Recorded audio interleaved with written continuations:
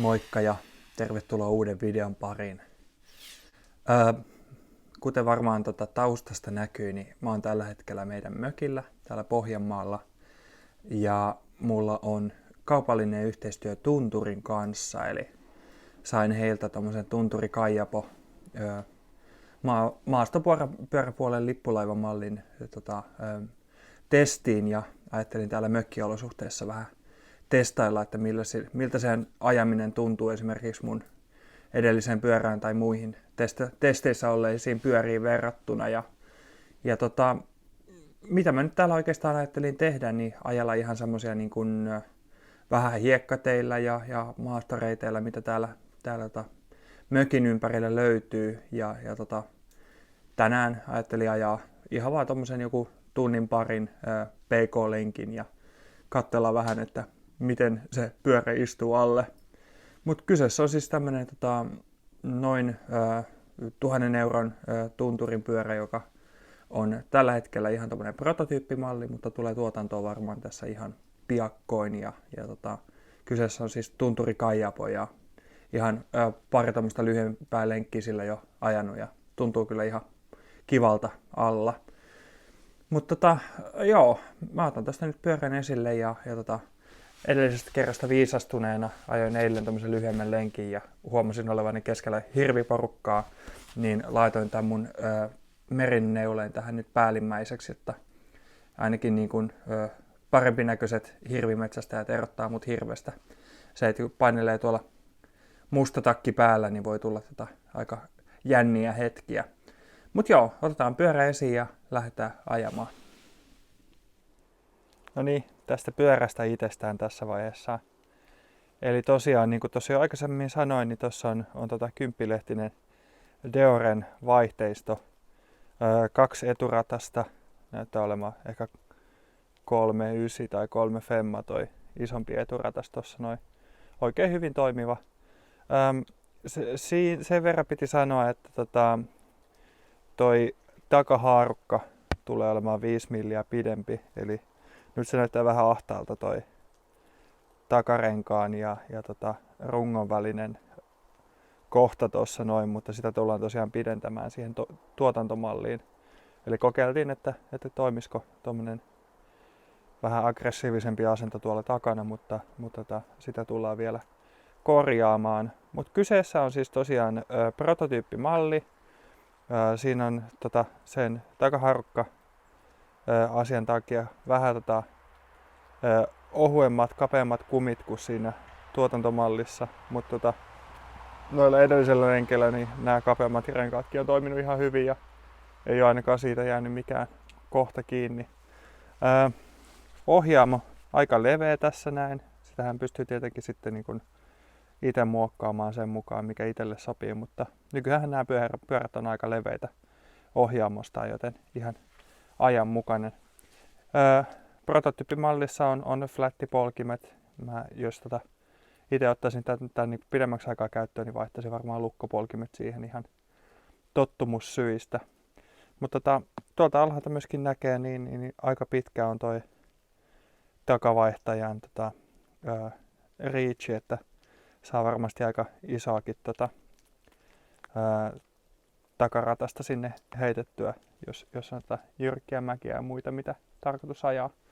Mutta tuossa ensimmäisellä lenkeillä niin ainakin huomannut, että vaihteessa on tosi hyvä spektri, että asfalttiteillä alamäkeenkin niin löytyy vaihdetta, mitä pääsee mukavasti polkemaan, ja sitten kun on vedellyt ylämäkiä, niin kivasti on löytynyt välityksiä sinnekin. Mutta pidemmittä puhetta eiköhän lähdetä kokeilemaan pyörää ihan siellä, mitä varten se on rakennettu. No niin, lenkki on alkamassa ja huomaa kyllä täällä, että vettä tullut viimeisen 24 tunnin aikana sitä vauhtia, että ei meinaa ojien penkatkaan pysyä mukana. Tuossa huomaa, että oja on kovilla vettä ohjatessa.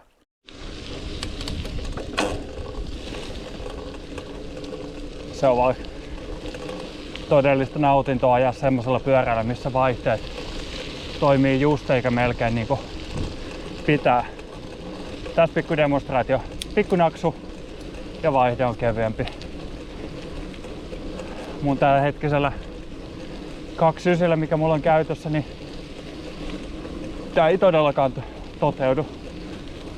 Eihän tää sinänsä mitään tähtitiedettä ole. Jos mä itse osaisin säätää mun vaihteet kuntoon, niin ei olisi tätäkään ongelmaa, mutta tää tunne, kun pikkusen napsauttaa vaihdetta ja vastus on just se, mikä sen pitääkin olla, niin tää on vaan niinku aivan ylivoimaisen hienoa. Nyt katsotaan, miten tää pärjää näissä juurakoissa. Ja hyvin selviää. Sitten tästä mäkeä ylös löytyy hyvät vaihteet. Joo. Ei jää kyllä pyörästä kiinni tässä vaiheessa. Jos on jotain, niin mies ja miehen tekniikka moottorissa voisi olla jotain parannettavaa, mutta pyörä tottelee ja tekee just sen, mitä pitääkin. Just tämmöiset XC-malliset pyörät, niin olen sanonut aiemminkin, että näistä mä nautin kaikista eniten. Täältä otetaan taas vähän alamäkeä. Painetaan vähän vauhtia päälle ja annetaan pyöräille vauhtia.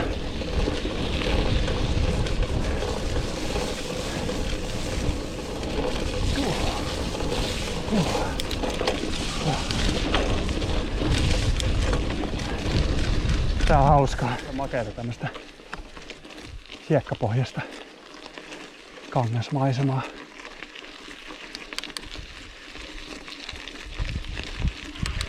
Tää on tämmönen vanha sorannottopaikka jostain vuosien takaa. Ihan niin kuin olisi jossain Lapissa tai jotain, kun tuntuu, että ihan erinäköistä, kun tää seutu on muuten.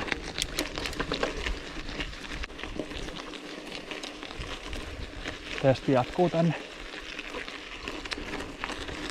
syvemmälle sorakuopille.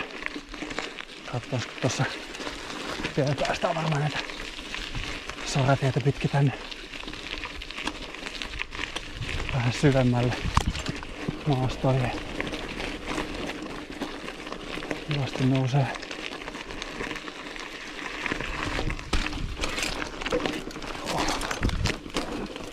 Näin. Nyt täältä vielä näin. Vähän vauhtia päälle.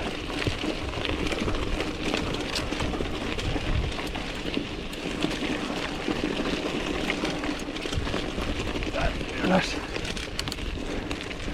Tää on hauskaa puuhaa.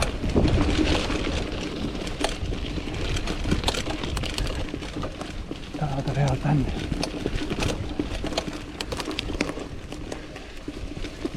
Ihan hyvin pysy tekemisessä mukana. Joo, jatketaan matkaa. Katsotaan, miten saadaan vauhtia tähän. Melkein. Tämä oli hauskaa. Nyt täältä mettästä pitäisi päästä pois jonnekin.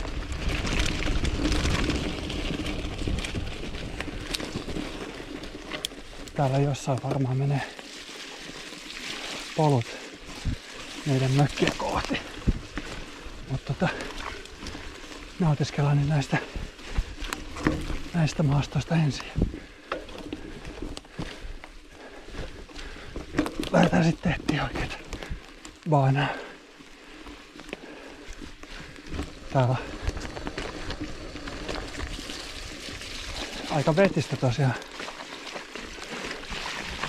Saatan ihan kunnolla ja muutenkin tää on tämmönen keräilypaikka.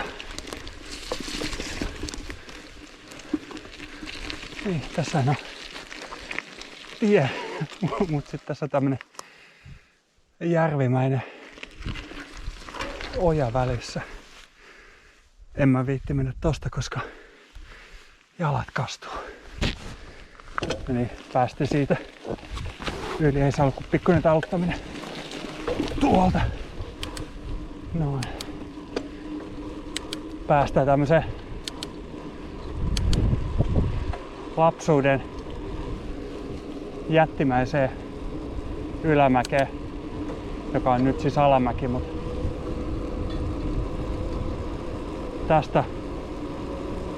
tätä alamäkeä pidettiin semmoisen loppuvastustajana aina, kun oli tarkoitus mennä mökillä uimaan, niin tää mäki oli semmonen, jota oli ihan mahdoton semmoisella mummiksilla polkea ylös. Se on vaan hassua, miten iän myötä kaikki normalisoituu ja tääkin mäki tuntuu aika pieneltä ja easyltä siihen vanhaan verrattuna. Mut niin kuin mä sanoin, niin tässäkin mäessä laittaa raskaamman vaihteen päälle, niin löytyy ihan mukavasti vastusta vielä tähänkin mäkeen. Hyvin nousee vauhti.